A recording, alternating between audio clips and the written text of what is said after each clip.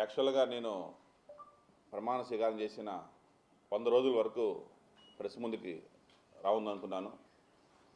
August 28వ తేదీ నాకు 100 days అవుతుంది. సో ఆగస్టు 29th ఉదయం భారీగా అందరినీ పిలిచి ప్రెస్ పెట్టాలనుకున్నాను. కానీ బ్యాడ్ టైం. నిన్న మార్నింగ్ నుంచి ఫుల్ వర్క్స్లో ఉన్నాను. నిన్న ఈవినింగ్ ఇంటికి వచ్చిన తర్వాత టీవీ చూసిన తర్వాత చాలా బాధేసింది. మాజీ ముఖ్యమంత్రి వైఎస్ జగన్మోహన్ గారు నెల్లూరుకి ప్రకటన రావటం, వచ్చినప్పుడు అక్కడ మాట్లాడినటువంటి మాటలు విని చాలా బాధేసి ఈరోజు అన్ఎక్స్పెక్టెడ్గా రాత్రి కనుక్కొని ప్రెస్ మీట్ పెట్టడం జరుగుతుంది.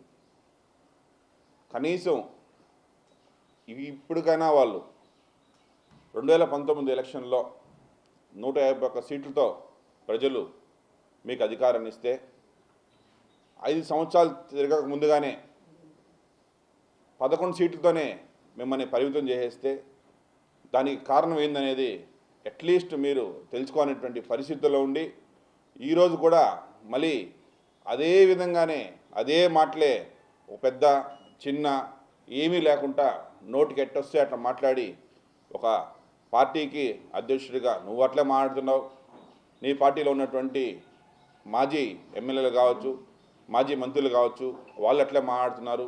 కనీసం ఒక తప్పు జరిగిన తర్వాత ఈ తప్పు జరిగింది, ఈ పొరపాటు చేస్తామనేసని తెలుసుకునేటువంటి మనస్తత్వం లేకుండా మీరు ఇంకా అదేవిధంగా అసలు ఫస్ట్ ఆఫ్ ఆల్ ఒక మహిళ పైన, ఒక ఎమ్మెల్యే మహిళ పైన, ఒక మాజీ ఎమ్మెల్యే మాట్లాడే మాటలు అవి ఏమైనా సంస్కారమా?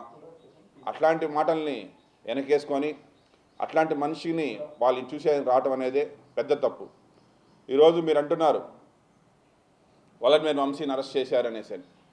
వల్లభనేని వంశీ అనే వ్యక్తి ఏ రకంగా మాట్లాడాడో, ఒక తల్లిని ఎంత ఘోరంగా అవమానించాడో, ఎన్ని రకాలుగా వాళ్ళని పర్సనల్ లైఫ్లోకి వెళ్ళి ఇతనేదో 80 సంవత్సరాలు 90 సంవత్సరాల వయసు అయినలాగా ఇతనికి అన్నీ నాకు భూలోక బ్రీను వీరబ్రహ్మణ్య స్వామి అనే విధంగా వల్లభనేని వంశీ అతనే మొత్తం అతనికి తెలిసి అన్ని జరిగినాయి భారతదేశంలో అనే టైప్లో అతను ఫీల్ అయిపోయి అసలు ఒక తల్లిని ఎట్లంటే అంత అగౌరవంగా అసెంబ్లీలో మాట్లాడి వాళ్ళంత బాధ పెట్టిన వ్యక్తిని అరెస్ట్ చేయటం తప్పనేసని ఈరోజు ఆంధ్ర రాష్ట్రం ఎవరు అనట్లేదు, ఒకే ఒక వ్యక్తి జగన్మోహన్ రెడ్డి మాత్రమే తప్పు అంటున్నాడు.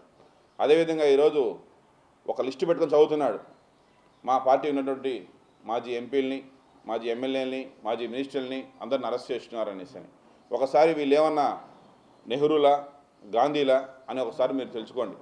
వీళ్ళు లాస్ట్ మీ ప్రభుత్వం ఉన్నప్పుడు ఒక ఎంపీ ఏ విధంగా ఏ వీడియోలు చేసి ఎవరెవరికి ఏం చూపించాడనేసి అని ప్రజలందరికీ తెలుసు. అట్లాంటి ఎంపీని అరెస్ట్ చేయడం తప్పని చెప్పి ఈరోజు వాళ్ళు చూసానికి వెళ్తున్నారు. ఒక ఫ్యాక్షన్ లీడర్ అయినటువంటి ప్రకాష్ని అరెస్ట్ చేసేదాన్ని పోతే వాళ్ళ దగ్గర పోయేసి అక్కడ అదేవిధంగా మీరు హంగామా చేస్తున్నారు. లాస్ట్కి మొన్న మీ కారు కిందన పడి ఒక మనిషి చనిపోతే కూడా అట్లీస్ట్ దాని గురించి ఇంతవరకు మీ పార్టీకి సంబంధించి వాళ్ళు ఎవరు కూడా వాళ్ళ ఇంటికి పోయేసి వాళ్ళకి ఏమైనా మంచి చెడులు చేద్దామనే పని లేకుండా ఒక గంజాయి మత్తులో గంజాయి అమ్మే వ్యక్తిని చూసేదానికి వెళ్ళి ఇవన్నీ అరాచకాలు చేస్తూ ఇంకా కూడా మీరు మారకుండా ఎప్పుడో సీఎం చంద్రబాబు నాయుడు గారిని స్టూడెంట్ లైఫ్లో గలాట్ జరిగింది, చెప్పుతో కొట్టినారు. ఏందా మాటలంతా? అసలు మీ వయసు ఎంత? మీరు అది చూసారు అప్పుడు ఏమన్నా జగన్మోహన్ రెడ్డి గారు మీరేమన్నా మీరు మాట్లాడే సంస్కారం ఏంది? అది మీరు 10 మందిలో యూత్కి ఏం సందేశం ఇస్తున్నారు? ఇది పద్ధతేనా? ఇది పద్ధతేనా అడుగుతున్నాను మిమ్మల్ని. నేను అసలు మీరు నోటికి వచ్చినట్టు మాట్లాడతారు, మీ కేటర్ని రెచ్చగొడతారు, మీరు మాట్లాడిన దానికి పక్కన మీతో చెంచాగాలు తప్పట్లు తడతారు. ఏం పద్ధతి ఇది? దీన్ని చూసేసానా సొసైటీ మొత్తం ఈ విధంగా చెడిపోతుంటే కారణం మీలాంటి నాయకులు ఉండడం వల్లనే ఈరోజు రాష్ట్రం అధోగాలు అయిపోయింది. 20 సంవత్సరాలు వెనక్కి వెళ్ళిపోయినాం. 2014లో రాష్ట్రం విడిపోయిన తర్వాత ఆ రోజు భగవంతుడు దయతో ప్రజలందరూ అండతో నారా చంద్రబాబు నాయుడు గారు ముఖ్యమంత్రి అయిన తర్వాత ఒక అమరావతి ఒక రాజధాని పెట్టి దానికి కావాల్సినటువంటి రూపురేఖలన్నీ వాళ్ళు అంత కష్టపడి చేసిన తర్వాత మీరు 5 సంవత్సరాలు వాళ్ళ వంతు అప్పుడున్నటువంటి మా పార్టీ తెలుగుదేశం పార్టీ 5 సంవత్సరాలు ఏం డెవలప్మెంట్ చేసిందనేసి కళ్ళ ముందు కనిపిస్తుంది. ఈరోజు మీరు ఎక్కడో కాకపోతే ఒకసారి మీరు ఎప్పుడైనా ఆ ప్యాలెస్ నుంచి 2019-24 వరకు ప్యాలెస్ నుంచి బయట తిరిగి ఉంటే మీ రాష్ట్రంలో మీకు తెలుసుంటాయి ఏం జరిగింది రాష్ట్రంలో అనేసి. మీరు ప్యాలెస్లో కూర్చొని ప్యాలెస్లో నుంచి ఎవరో ఒక 2-3 మేము చెంచాగాలను పక్కన పెట్టుకునేసి వాళ్ళు చెప్పింది మీరు వినేసి మీరు ఇంట్లో కూర్చొని ఎట్ట అవుతుంది? మీరు రండి, తిరుపతికి రండి, రేణుగుంటకు రండి, చూపిస్తాను మీకు. నేను ఆ రోజుల్లో మీకు ఒక ఎలక్ట్రానిక్ క్లస్టర్ని పెట్టి ఒక సిలికాన్ కంపెనీ కావచ్చు, ఒక కార్బన్ కావచ్చు, ఒక డిక్సాన్ కావచ్చు, ఈ విధంగా కొన్ని వందల కంపెనీలు రాష్ట్రంలో తెచ్చినటువంటి ఘనత ముఖ్యమంత్రి చంద్రబాబు నాయుడు గారిది. మీరు వచ్చిన తర్వాత 2019 నుంచి 2024 వరకు వచ్చేటువంటి డిక్సాన్ కంపెనీ కూడా బలవంతంగా వాళ్ళని తరివేసి వాళ్ళపైన లేనిపోని కేసులు పెట్టేసి అవన్నీ కూడా చేసి వాళ్ళని పులివెందులలో ఫ్యాక్టరీ పెట్టకపోతే మీ డిక్సాన్ ఇంటి పెరికేస్తానని బ్లాక్మెయిల్ చేసిన ఘనత మీది. కానీ ఈరోజు మళ్ళీ ప్రజలు ఒక ఛాన్స్ అని ఇచ్చి పొరపాటు చేశామని తెలుసుకొని 2024 ఎలక్షన్లో ఎవరు ఊహించిన విధంగా భారతదేశంలోనే హయ్యెస్ట్ స్ట్రైక్ రేట్తో, హయ్యెస్ట్ మెజారిటీస్తో, హయ్యెస్ట్ ఎమ్మెల్యే సీట్స్తో, హయ్యెస్ట్ ఎంపీ సీట్స్తో ఎన్డీఏ కూటమిని అధికారంలోకి తీసుకొచ్చిన ఘనత ఒక ముఖ్యమంత్రి నారా చంద్రబాబు నాయుడు గారిది. ఈరోజు చంద్రబాబు నాయుడు గారంటే భారతదేశంలోనే నెంబర్ 1 ముఖ్యమంత్రి. ప్రపంచంలోనే ప్రతి ఒక్క అధ్యక్షుడు కూడా టక్కని భారతదేశం అంటే మోడీ గారి తర్వాత గుర్తొచ్చేటువంటి పేరు నారా చంద్రబాబు నాయుడు గారు. ఎందుకంటే టెక్నాలజీ అంటే, డెవలప్మెంట్ అంటే ఎప్పుడో 90స్లోనే ఏసీ 2020లో విజన్ చూపిస్తాం హైదరాబాద్ అని చెప్పి 20 సంవత్సరాలు ఎప్పుడో అప్పుడున్నటువంటి 90స్లోనే చెప్తే అందరూ నవ్వారు. బట్ ఇప్పుడు చూస్తున్నాం 2020లో హైదరాబాద్ సిటీ ఎలా ఉందనేసి. అంత దూరదృష్టి ఆలోచించే వ్యక్తిని మీరు ఎట్లంటే అట్లా మాట్లాడతారు. కనీసం మీ వయసు ఎంత, మా సీఎం గారు వయసు ఎంత, అతను ఏవి తప్పు చేయకుండా అరెస్ట్ చేసినటువంటి వ్యక్తి వైఎస్ జగన్మోహన్ రెడ్డి. నువ్వు వచ్చి ఈరోజు ఒక రౌడీ షీట్ను అరెస్ట్ చేసిన దానికి, ఒక గంజాయి ముక్తి అరెస్ట్ చేసిన దానికి, మహిళలపై ఏమంటే మహిళా ఎమ్మెల్యేపై ఏమంటే అవి మాట్లాడిన వ్యక్తిని చూసేందుకు వచ్చేసి మళ్ళీ మీరు ప్రెస్ మీట్ పెట్టి ఏమంటే మాట్లాడడం అనేది సంస్కారం కాదు. దయచేసి మీరు ఇప్పటికైనా మీ తప్పును తెలుసుకోండి. ఈ విధంగా కానీ మాట్లాడకపోతే రాబోయేటువంటి ఎలక్షన్లో మొన్న వచ్చిన 11 సీట్లు కూడా మీకు ఖచ్చితంగా ప్రజలైతే వేయరు. మీరు ఇప్పుడు ఏం చెప్తున్నారు, బెదిరిస్తున్నారు. మా గవర్నమెంట్ వస్తే మేము అది చేస్తాం, మేము కేసులు పెడతా ఉంటాం. కానీ అట్లీస్ట్ ఇప్పుడైనా మీరు మీ తప్పు తెలుసుకొని మా ప్రభుత్వం వస్తే మేము ఈ కంపెనీ చేస్తాం, మా ప్రభుత్వం వస్తే మీకు ఈ ఉద్యోగాలు ఇస్తాం, మా ప్రభుత్వం వస్తే మహిళకి చేస్తామని చెప్పి మర్చిపోయి ఇప్పుడు కూడా మీరు 24 గంటలు మీరు కావచ్చు, మీ మాజీ ఎమ్మెల్యేలు కావచ్చు ఏం చెప్తున్నారు, మా గవర్నమెంట్ వస్తే మీ ఊరిని వదలం, మేము కేసులు పెడతాం, మేము అన్నీ ఆపేస్తామని చెప్తున్నారు. కానీ ఒక్క ఎమ్మెల్యే అయినా, ఒక ఎంపీ అయినా, కనీసం ఈరోజు మీ పార్టీకి సంబంధించిన వాళ్ళు ఎవరైనా సరే మీరు ఈ విధంగా చేస్తే మేము వచ్చిన తర్వాత మేము కంపెనీలు ఇస్తాను ఎవరూ ఏమీ చెప్పకుండా ఇంకా బెదిరిస్తూ భయపిస్తూ ప్రజలందరినీ భయాందోళన తీసుకుని పోయేటువంటి ఘనత మీ వైఎస్ జగన్మోహన్ రెడ్డికి మాత్రమే. ఇది ఖచ్చితంగా ఇది అవుతుంది తప్పితే అట్లీస్ట్ మీరు ఇప్పటికైనా ఈరోజు మీరు చూడండి, ఈరోజు ఆంధ్ర రాష్ట్రంలో క్రైమ్ రేట్ తగ్గిపోయింది, డెవలప్మెంట్స్ పెరుగుతున్నాయి. ఒక సిఆర్డీఏలో ఒకసారి అక్కడికి వెళ్ళి చూసినట్టయితే ఒక్కొక్క వారానికి ఎంత ఇంప్రూవ్మెంట్స్ అవుతున్నాయి, ఎంతమందితో మీటింగ్స్ జరుగుతున్నాయి. మొన్నటికి మొన్న యువనాయకుడు నారా లోకేష్ గారు, సీఎం గారు సింగపూర్కి వెళ్ళి ఆడ మీటింగ్స్ పెడుతున్నారు. దానికి ముందు లోకేష్ గారు యూఎస్కి వెళ్ళారు, యూరోప్కి వెళ్ళారు. ఇన్ని మీటింగ్స్ పెట్టి ఇన్ని కంపెనీస్ తీసుకొని వచ్చి ఈరోజు కళ్ళ ముందు కనిపిస్తూ ఉన్నాయి.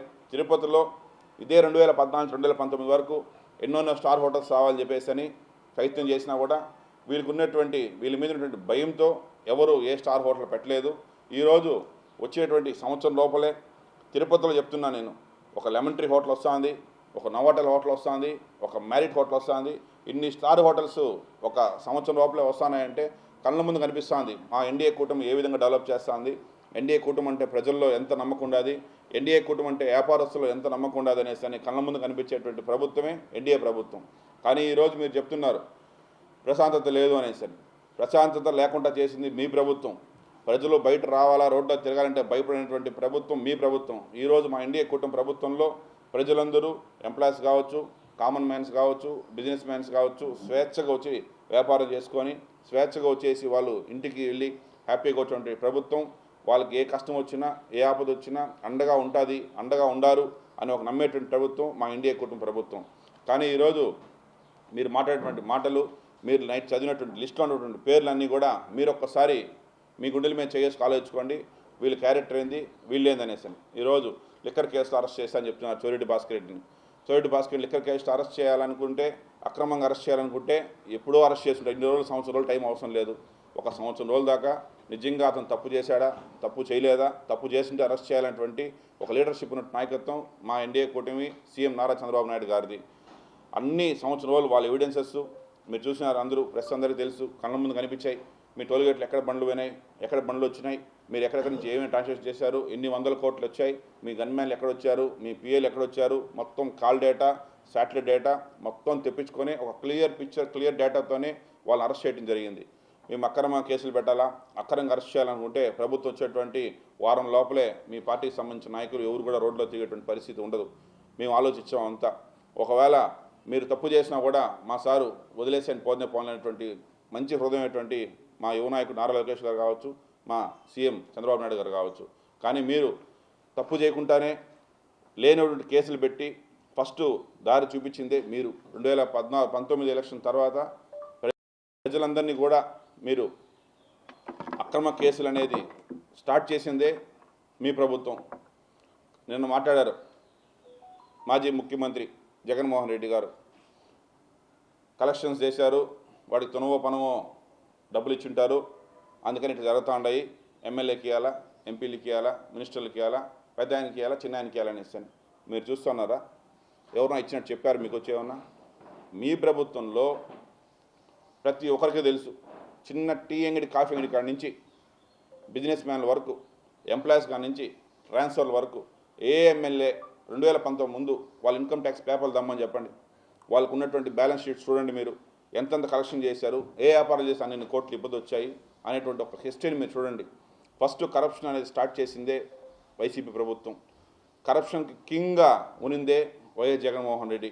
మీరింట్లోంచి బయట రాకుండా ఇక్కడ ఉన్నటువంటి మీ చెంచాలు వీళ్ళందరూ కలెక్షన్ చేసి మీకు ఎత్తుకొని వచ్చేసి అక్కడ కోట్లు వేల కోట్ల రూపాయలు ఇచ్చేటువంటి ఘనత మీ పార్టీది.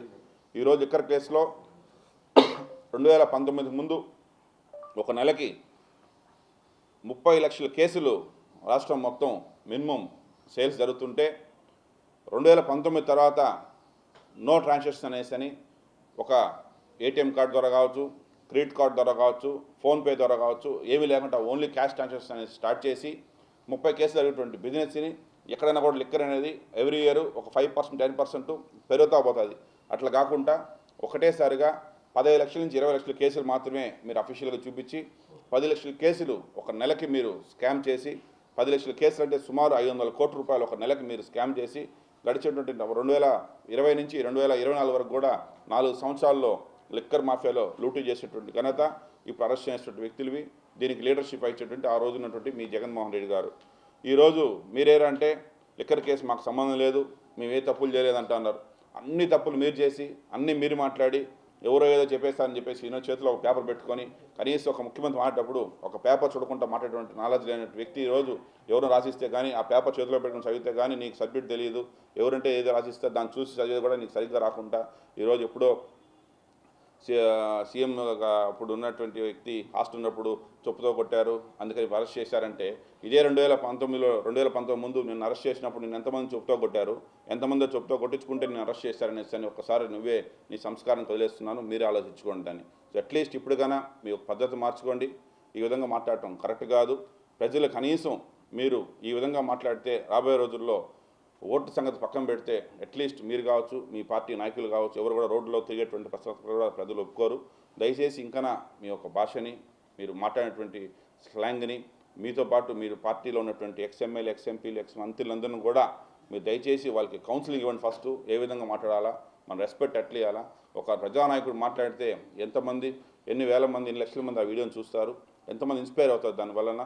మనం ఏదైనా క్రైమ్ ఎంటర్టైన్ చేస్తున్నామా లేకపోతే మంచిదని ఎంటర్టైన్ చేయాలనేసి సొసైటీని ఆలోచించి దయచేసి ఇంకా మీ యొక్క భాష మార్చుకోవాలని చెప్పేసి నేను మీకు నా తరపున ఒక విజ్ఞప్తి చేస్తున్నాను. ఇంకొకసారి కానీ ఈ విధంగా మాట్లాడితే మాత్రం ఎన్డీఏ కూటమి నాయకులు కావచ్చు, కార్యకర్తలు కావచ్చు, ఎవరు కూడా ఊరుకోరు. మా పార్టీ కాకుండా ఫస్ట్ ప్రజలైతే చాలా ఇంకా కూడా వీళ్ళు మారట్లేదు అనేటువంటి వచ్చి మేము శ్రేణి గుణపాఠం ఖచ్చితంగా చెప్తాను మాత్రం నేను మనస్ఫూర్తిగా చెప్తున్నాను. Thank you very much.